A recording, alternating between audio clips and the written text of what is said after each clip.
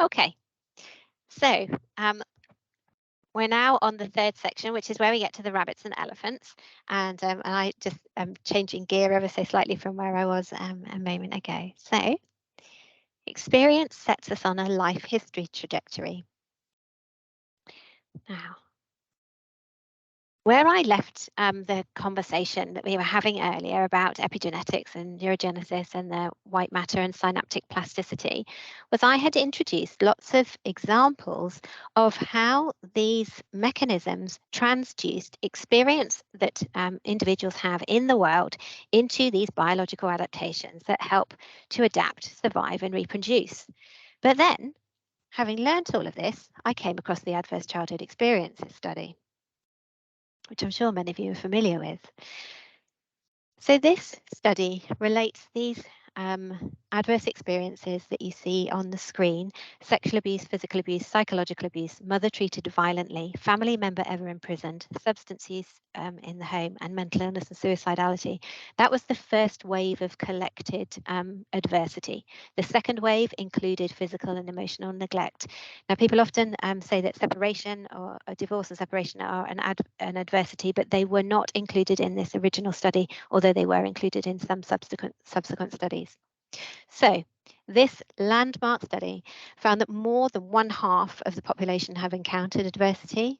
1 in 8 people had more than 4 adverse childhood experiences or categories of adverse childhood experiences, which doubled their risk for heart attacks, cancer, stroke, lung disease, quadrupled their chances of depression, increased their risk of using drugs or becoming an alcoholic by 5 to 10 times, and more than 6 adverse childhood experiences, this included separation, reduced life expectancy by almost 20 years. They found a dose-response relationship between exposure to adverse childhood experiences and the health risk factors for the leading causes of death. But as I've said, experience in the environment leads to biological changes that assist us in adapting to and surviving in the environment. So how do we make sense of this? Sorry, I should have clicked on that slightly earlier. And this is where the rabbits and elephants come in. So life history theory is an evolutionary theory that coherently explains why different species have different strategies for survival and reproduction. So it's really important to note here that evolution only cares about survival and reproduction. In fact, it only actually cares about survival up to reproductive age and not beyond it. So there's that phrase that all of you will know: breed like rabbits. And that's because when you're a vulnerable prey animal and there's danger everywhere, in evolutionary terms, the best thing you can do is mature early, breed as soon as possible, as much as possible, have many litters with many baby rabbits, and that way the chances are that your genetic line will be continued. So the rabbits play a numbers game. They hedge their bets. There are many more baby rabbits than adult rabbits. They have a fast life history strategy. But what they say about elephants is that they never forget. This suggests that they live a long time. Elephants are not prey animals, at least definitely not in the same way that rabbits are. They take a very long time to mature to reproductive age. They usually have single births. They invest very, very heavily in their calves. There are more adults than babies, and they have a slow life history strategy. Their strategy is more about competition for resources, becoming a competitive individual where resources are scarce. And the rabbit strategy is much more about numbers and lots of copies. Now, from the perspective of evolution, neither the fast or the slow reproductive pattern is better than the other, and neither is biologically normal. What is normal and adaptive depends on the environment. But there might be something different about what's desirable here, because being a prey animal probably isn't much fun. So fast life history or life history theory is, for the fast life, more about dying young and living fast. So that was life history. Oh, excuse me, getting my words in a muddle. That was life history theory across species. But life history theory also manifests within species, and especially within species where there is a high level of developmental plasticity, as there is in humans. And so I've contrasted the fast and slow life history here with the old woman who lived in a shoe, who had so many children she didn't know what to do. She gave them some soup without any bread and scolded them soundly and sent them to bed. And I've contrasted that with the Obama family, who I imagine are very well protected against social and any economic vulnerability. Now, we all want to be protected from vulnerability and anything that may threaten our survival. So, from that perspective, there's not many people who would choose a fast life history.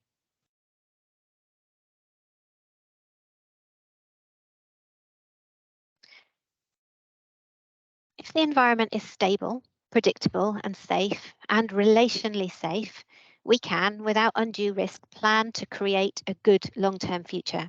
We can delay gratification. You remember that thing with the marshmallows? Do you want one today or two tomorrow? We can delay gratification and defer reproduction until we have acquired resources to assist us in those tasks. We can eat salads, keep fit, pay into a pension, and take our time choosing high quality, trustworthy, reliable, well resourced mates for long term relationships. We're not desperate or emotionally dysregulated to the point that we will turn anywhere to anyone or anything for relief or distraction. But in an unpredictable, unstable, dangerous, and relationally dangerous environment, we may exist in hypervigilance, ever alert for threats and opportunities. The emotional dysregulation that is a consequence of relational danger and instability poises us to seek any opportunity for regulation or distraction, which we will impulsively take and maximally exploit to make right now and the immediate future better, regardless of the long-term consequences. When we're in pain, we are all orientated to the present. We take risks. Life is cheap. We mature earlier, become sexual earlier, trade long-term stable relationships for short-term, more intense encounters. What may come from this is more children, potentially with different fathers, which is a bet hedging strategy. This increases the chances of some descendants surviving until production, and this is more like the rabbits. I do want to repeat, though, that from the perspective of evolution, neither the fast or slow reproductive pattern is better or superior. Neither is biologically normal. What is normal and adaptive depends on the environment. So there is no judgment in me saying this. I am merely trying to describe the evolutionary pressures that might sort of lead people towards these particular paths. So what I'd like to do now is compare the markers of fast life history strategy with the outcomes of the adverse childhood experience study. Oh, sorry. Yes. So data wasn't collected about the number of children in the ACE study or how many fathers there were of a sibling group, but having more than 4 adverse childhood experiences doubled the risk of getting a sexually transmitted disease and trebled the chances of having more than 50 sexual partners. The authors also note within the paper, this is a direct quote, the links between adverse childhood experiences and health risk behaviours appear to centre on behaviours such as smoking, alcohol or drug use, overeating or sexual behaviours that may consciously or unconsciously be used because they have immediate pharmacological or psychological benefit as coping devices in the face of the stress of abuse, domestic violence or other forms of family and household dysfunction. But when we look at the list, the Fast and Furious list, it seems to relate to the outcomes of the adverse childhood experiences. And in an excellent paper that was only published this year by Stephen Hertler, it's quite a hard paper, but it's brilliant. He suggests that life history theory is the foundation of the adverse childhood experiences, that a life history perspective casts the parenting behaviours associated with ACEs, as well as the resultant effects on offspring, as strategic variation, as opposed to acquired dysfunction. So he's saying this is not pathology, this is adaptation, this is evolutionary adaptation. So rather than being markers of dysfunction and pathology, the social, emotional, cognitive and health effects associated with adverse childhood experiences are framed as integrated adaptations to ecologies. But what I really want to note here is that a slow life history is a privilege, not a choice.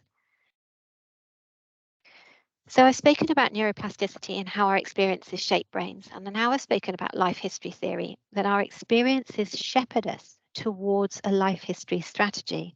I just want to explore that a little more.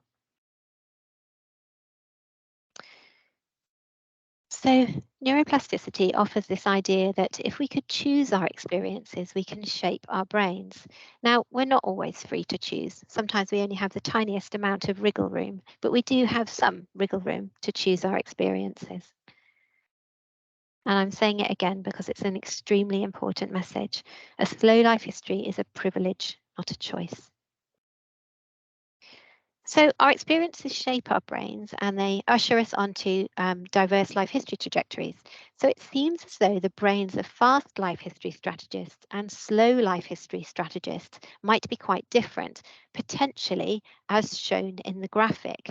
The fast and furious brain is absolutely built for survival, and the slow and easy brain doesn't have to worry so much about that, so can invest the resources in growing other parts of their brain. As I say, this is speculative and not factual, okay? So fast life history brains are sculpted for living in dangerous or unpredictable environments where survival may be enhanced by being impulsive, exploitative, reckless, and sometimes violent to self or other.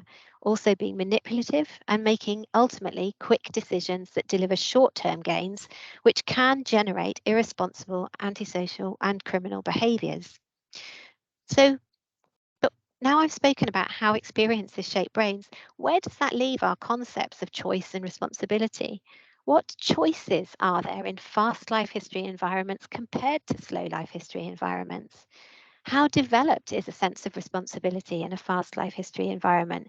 Is it even fair to attribute the same capacity for responsibility? And can our capacity for responsibility be changed?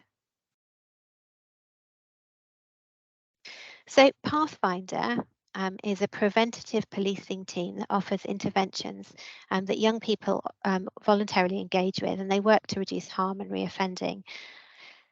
And we're doing some work with Pathfinder and other such teams to draw on some of the insights from neuroscience and life history theory to collaboratively formulate and deliver intervention which may potentially help individuals to develop their capacity for responsibility. So the interventions are consistent with this statement, which I've had on my fridge for about 10 years. It's not your fault, but it is your responsibility. So in contrast to approaches that hold compassion and accountability as exclusives, either you are ill or traumatized and therefore not responsible, or you are not ill or traumatized and you are responsible, we take a both and approach, thinking to maintain compassion whilst also maintaining accountability. We aim to support the capacity to act through accountability, compassion, and time rather than react. So, for all of us, there are some things we cannot control in our lives, but people on fast life history, well, one of the most important dimensions of difference between fast and slow life history is the absence or lack of control over your environment as a fast life history person. But we all have these things that we cannot control. And we have areas where we don't know or can't or shy away from accountability. So we may, and this comes evident in our language, we may say things like, they should, it just happened, if you hadn't, they made me, it's my disorder, I was drunk, I just reacted, or it's my trauma. I found this little guy. That's right, blame the lizard brain, it's all my fault. But what we're hoping to do here is to be able to choose experiences to shape the brain so that we do feel like we have more control, so that we can then become more accountable. I want to say we can't do this by willpower, okay? This is where we need help, and also this is where society can make a huge amount of difference. If we choose to do something differently, how possible is it to do that? How accessible are the opportunities that we get to choose experiences to shape our brains? So I pulled this horrible meme off the internet. And my guess would be that this young woman lacks the privilege of a slow life history and probably has more than 4 adverse childhood experiences that have set her on a fast life history trajectory. And I want to say that it's just not as simple as telling someone to make better choices, because hundreds of thousands of years of evolution are shepherding our choices along the trajectory we find ourselves on. So just because you or I are able to make different choices to this young woman does not imply that we are not also shepherded in exactly the same way, but we're just shepherded along a preferential, more favourable and more socially approved of trajectory. And so here we absolutely need compassion for ourselves and each other's for the experiences that may have put us or pushed us towards fast life history. The slow life history is a privilege. It's not a choice. And the privilege is to not have to cope with the experience of adversity and trauma. So this is where we most need to be compassionate. And lastly, time. So the difference between blame and accountability is blame is past focused and accountability is future focused. When we're blaming, we're saying all of these things that can't be changed, including the past. And when we're attendant to our accountability, we're thinking, what can I change in the future? And as I've been talking about all day today, we are neuroplastic. So there are many things that can be changed. Our thoughts and feelings can be changed. Our responses and behaviors can be changed. But also we need help with this. As I say, it's not just a question of willpower. Willpower is important because it orientates us towards change. But also being able to access the experiences that will allow us to change is critical. And that's where we as professionals, clinicians and services can make a difference by absolutely advocating for more of that possibility to help someone make choices that will lead them down a road where they can become more accountable, more easy in themselves, have more control over their environment. So what we also think about is developing an idea of future me. So I'll just illustrate this with Homer Simpson. So this is Homer, and he's pouring a bottle of vodka into a jar of mayonnaise. And I think Marge says to him, are you sure about that, Homer? And he excitedly says, that's a problem for future Homer. Man, I don't envy that guy.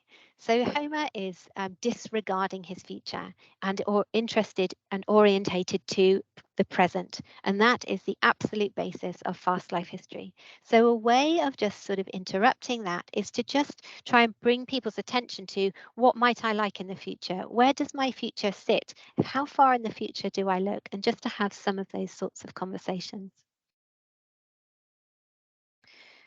So I've said we focus around it's not your fault, but it is your responsibility. We focus on how to become more accountable, but how to retain a compassionate stance to ourselves when we are on this journey. It's not quick. I certainly could not have just decided to stop self-harming. It was a 13-year habit. It couldn't just go away swiftly. So I needed help in this. But I also wanted to make things better in my future, and so invested in the kinds of experiences that would assist with that, one of them being psychotherapy, which I understand is not a possibility for everyone. So today I've talked about how experiences build brains. I've talked about how relational experiences build brains, and I've shared some of my own story around that. I hope that that has spread some hope. And I've also shared about life history theory. So reframe the ACEs as an evolutionary sort of an evolutionary imperative. And what I would like you to take from that in particular is that if we want to change things, then maybe we also need to look at the antecedents. We need to look at the very, very early things in order to stop this, stop trauma from happening, to address inequalities, rather than once they have been encountered, try to uncouple them from the sort of consequences. So I think an evolutionary perspective drives us towards social justice, really. All right. So I'm just ending on this slide because I just wondered what people had particular thoughts about this and about responsibility. If anyone wanted to address that in the questions, which I will leave open. But here are my contact details, and I'm doing a day session, which is really fun. We build brains. It's great. So I encourage you to come if you can attend, and that's run through Zebra, which I'm sure you all know of, but the contact details are there. Okay, so I'll say thank you. Okay. Right. Thanks, Hayley. I'm going to stop the recording.